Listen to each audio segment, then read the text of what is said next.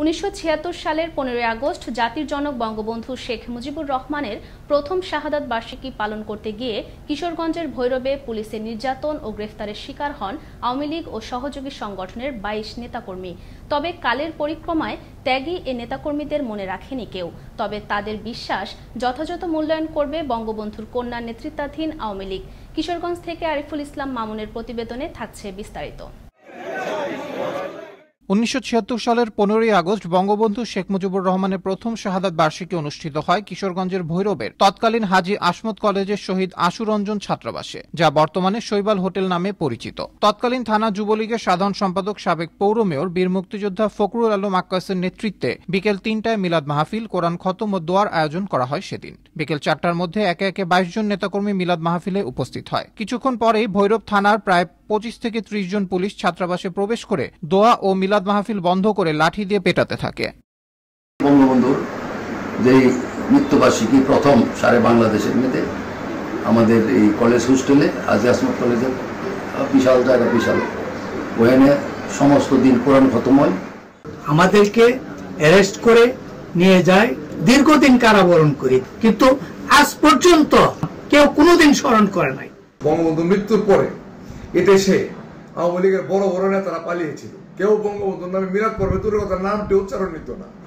সেই দুঃসময়ে আমরা এই মিলাদের আয়োজনটি করেছিলাম। এক পর্যায়ে থানায় নিয়ে সারারাত 22 জনকে অমানসিক নির্যাতন করে পুলিশ। পরদিন বিশেষ ক্ষমতা আইনে 22 জনের বিরুদ্ধে মামলা দিয়ে তৎকালীন কিশোরগঞ্জ মহকুমা আদালতে পাঠায়। সেদিনের ঘটনা যেন আজও চোখের সামনে স্পষ্ট, জানালেন ভুক্তভোগীরা। প্রশাসনের লোক ঘিরে ফেলছে, প্রত্যেককে দল বেঁধে একই দড়িতে আমাদেরকে বেঁধে থানাতে নিয়ে গেল। থানার থেকে আমাদের 15 দিনকে কিশোরগঞ্জে চালান করে দিচ্ছে। আমরা দীর্ঘদিন জেল খাটার পরে আমরা ওইখান থেকে জামিনে বাড়ি। সেদিন বঙ্গবন্ধুর নামে মিলাদ পড়াতে না পারার কষ্ট আজও বয়ে বেড়ান তারা। পুলিশের নির্যাতন আর বিনা অপরাধে কারাভোগ করলেও আজ তাদের খবর রাখে না কেউ, জানালেন সাবেক এই মেয়র।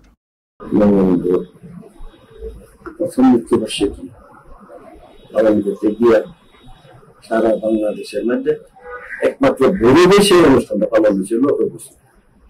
আমি ছিলাম এই গ্রুপের লিডার, নেতা, আমি অর্গানাইজার।